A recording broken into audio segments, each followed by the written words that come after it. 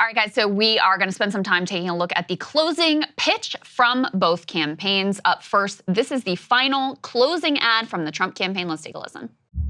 4 years ago, we took a wrong turn and lost our purpose. We lost the strength that makes Americans who we are. If we dared to speak the truth, it was called hate speech, and our values were labeled shameful. That's when everything we care about fell apart. We surrendered our borders, our paychecks, and our courage. Our patriotism was called toxic. Men could beat up women and win medals, but there was no prize for the guy who got up every day to do his job. Now we're being asked to settle for the way things are. And we're wondering if America can make a comeback. We can, because we've done it before. When we get knocked down, we don't stay down, we get up again. We fight, we fight, we fight. I'm Donald J. Trump, and I approve this message. So closing there with the Trump assassination attempt, famous fight, fight, fight moment. You know one thing I just noticed watching that side? Almost 100% men in that ad. Yeah. It's 100% targeted at men. There was one lady there. I mean, come on. How can you not watch that? It's obviously the most masculine, like, return ad that it is. I mean, well, that's the strategy. That's what they need. That's how they should come out to win. If you think about it, that's a very American carnage message from 2016. It's exactly what won in the White House in the first time around. And it's one with the imagery. The only thing I think you could really change is now you have a bunch of, it's a very diverse ad, I'll put it that way. So it's diverse men as opposed to, I think it was almost exclusively white in 2016. They're trying to go for the pan-racial kind of male demographic. And if you look at the GOP commentariat, one of the things that they're driving home right now is we got to get men that have got to come out and vote because of the historic gender gap. And that's a big bet that they're trying to make here. Traditionally, women do outvote men, although, you know, turnout is down relative to 2020. So they could still have some interesting surprises. But I thought it was vintage Trump. That's very much like it is a spectrum of we got to go back. I mean, if you think about it too, if you think about the affection that people still have for Donald Trump, one of the reasons why his favorables are so much higher this time than last time is he was literally president, and it was president in the before times, mostly before COVID. And people remember fondly prices, a feeling of order. This is pre a lot of the crazy stuff that happened in COVID in 2021. They blame Biden for that. That's one of the reasons Biden's no longer in the race. And you want to hit all of those notes of we got to take our country back from this like chaotic period. So I think it was a smart ad. It's very American carnage. It's the opposite of like a quote unquote hopeful message. And if he does win, I think that will be a smart strategy. Yeah, and so the other thing I noticed about it is outside of the final images of Trump up on stage during the, you know, after the assassination attempt, it actually doesn't really have Trump at all. Which is smart, I actually think. Which is interesting too, you know, making a referendum on the Biden years. And one thing I'll say is I don't know that the campaign has done as an effective job as they could trying to tie Kamala directly into the Biden record. And that was, you know, one of their main goals and jobs from the beginning, from when she was swapped in as candidate. But Trump, because he has zero message discipline and never has and never will, has not really like consistently prosecuted that case. So part of the effectiveness of that ad really hinges on how much were they able to tie her to a Biden record, which is undoubtedly unpopular. On the flip side, we've got the Kamala Harris closing ad. Let's take a listen to her final pitch to voters. Name's Hannah. Come here, Hannah. Shake my hand. How you doing? Good. And bring everybody back together. And that's exactly how I feel. That's what I'm doing now. Okay, you have to stay in touch with me, okay? I'm love very to. serious about that. Love to. Okay. Throughout this campaign, I've seen the best of America, and I've seen what is holding you back and weighing you down. High costs, fundamental rights taken away, and politics that have driven fear and division. You deserve better. As president, I'll bring a new generation of leadership. I'll take on price gouging and bring down the cost of groceries and housing and prescriptions. I'll fight for your freedom to make your own choices, and I will protect your health care and your benefits, not take them away. The vast majority of people in our country have so much more in common than what separates them. Good people, hardworking people. We see in our fellow Americans neighbors, not enemies. We believe in each other. We believe in our country. We're not far falling for these folks who are trying to divide us. Together, we'll build a brighter future for our nation, where we stand for freedom, we stand for justice, we stand for the dignity of work. We haven't yet quite reached all of those ideals, but we will die trying because we love our country. Now, the baton is in our hands. I pledge to seek common sense solutions to make your life better. And I pledge to be a president for all Americans. Now I'm asking for your vote, because as president, I will get up every day and fight for the American people. I'm Kamala Harris, and I approve this message. So pretty significant contrast in the approach there. The tone is like literally diametrical. Night and day, yeah. right? This optimism, even the music is diametrically opposed. She's got this like aspirational, optimistic score. It's direct to camera from her. She's speaking. I mean, part of that, putting her behind the podium, is again trying to help people to imagine her in that role as commander-in-chief.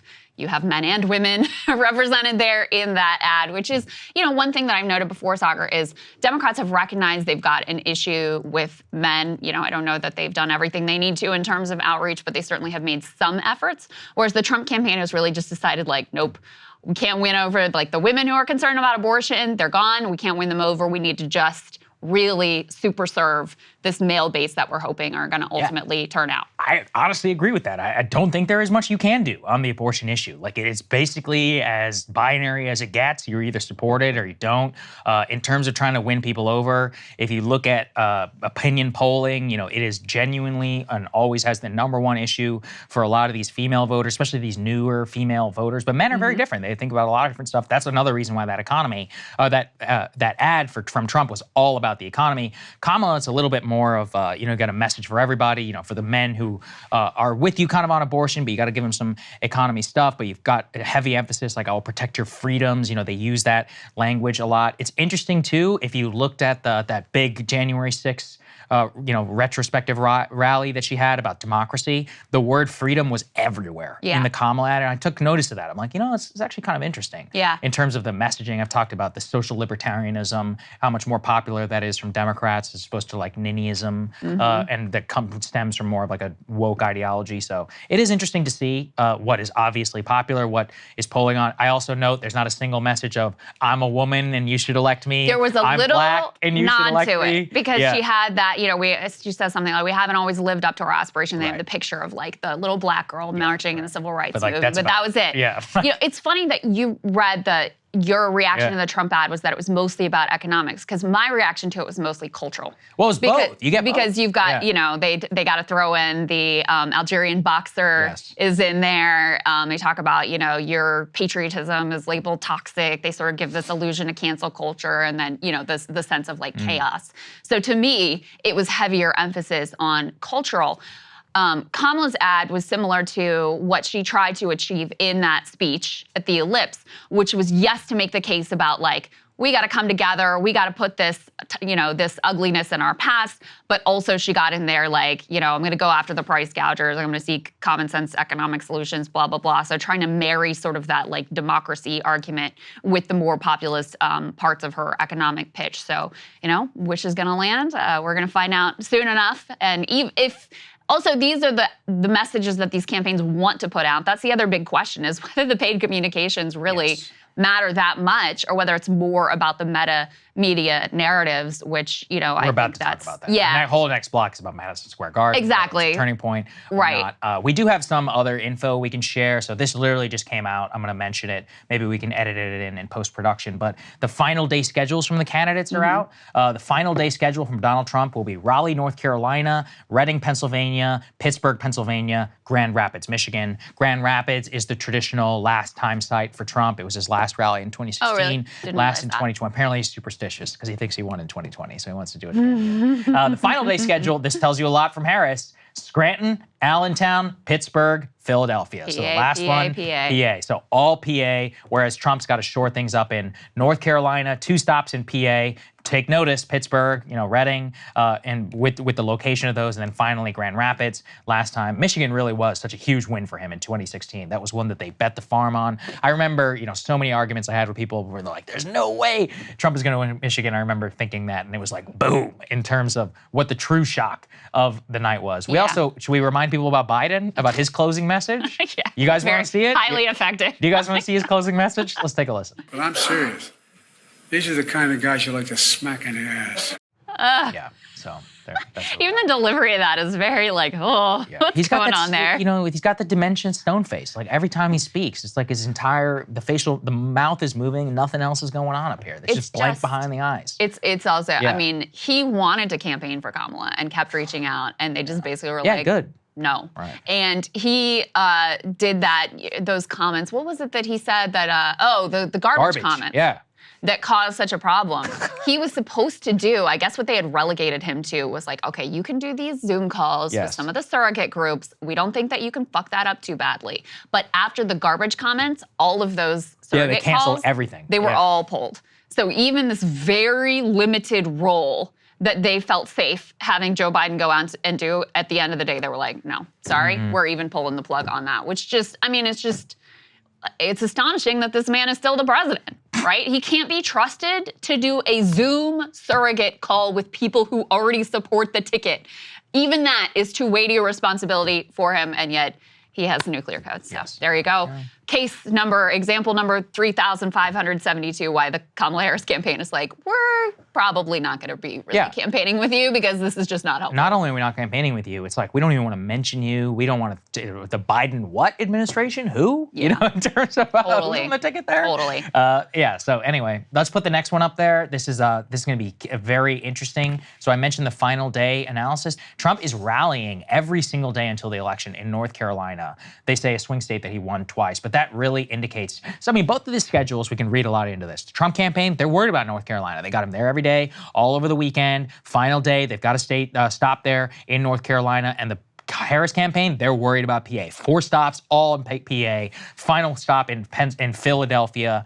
They had a big ad that's been running all across the Philly area about how Philly stands up for freedom and about Democratic overperformance. They're betting the house on the main line and on urban turnout there, and they're hoping that that's going to be enough to stop what they see as the rural turnout in Western PA. That's exactly why, by the way, you have Trump there in Pittsburgh for his final stop to see where the two, demographics specifically of that big state, very, very different populations, even just across the state, and who they're trying to turn out for what is likely to be the tipping point in the election. Yeah, and both of those states are similar in terms of electoral college votes. So Pennsylvania has 19, North Carolina has 16, so both of them, significant prizes electorally. And, for either candidate, if Kamala can't win Pennsylvania, the map becomes pretty tough for her. North Carolina might be a decent substitute. And same for Trump. If he can't pull off North Carolina, a state that, he won twice, the map becomes a lot more challenging for him to be able to put together 270. Last element we have here is the closing schedule for Kamala Harris, going back a few days to show, the focus over the past week. So Thursday, she was out in those Sunbelt states in Arizona, in Reno, and Las Vegas, Nevada. Friday, woke up in Vegas, then headed to Milwaukee. On Saturday, she was in Georgia, North Carolina, and Sunday, she was in Michigan. And then, as Saagar was saying before, closing out the day with a series of rallies in that critical swing state of Pennsylvania. So that's what it looks like. That's it, folks. It's the closing day. We'll give you all an update tomorrow, but a lot of the stuff tomorrow is just like B-roll of people in line. You'll have some speeches, and then trying to read the tea. Oh, the lines are really long and wherever, and that means such and such for so and so. And maybe the weather is bad. That's bad weather actually has it has statistically impacted turnout in the past, especially if it's rain. That's part of the reason people want early vote. So much of the vote is cast early now that those election day, where are the lines long kind of vibes are hard to I think 60 million people have voted already, maybe even more actually, which is crazy. We both voted early. A lot of people have. Almost be a little busy all my tomorrow, friends. so. Yeah, we will be tomorrow. It'll be kind of fun. Should I wear my voting sticker? I saved it. Oh, did you? Yeah. No, I did not save mine. All right. It's long gone. But you're welcome to if you would like to promote our, doing your civic duty, and casting your ballot, having your voice heard in whatever way that you choose. Hey, if you like that video, hit the like button or leave a comment below. It really helps get the show to more people. And if you'd like to get the full show ad-free and in your inbox every morning, you can sign up at breakingpoints.com. That's right. Get the full show, help support the future of independent media at breakingpoints.com.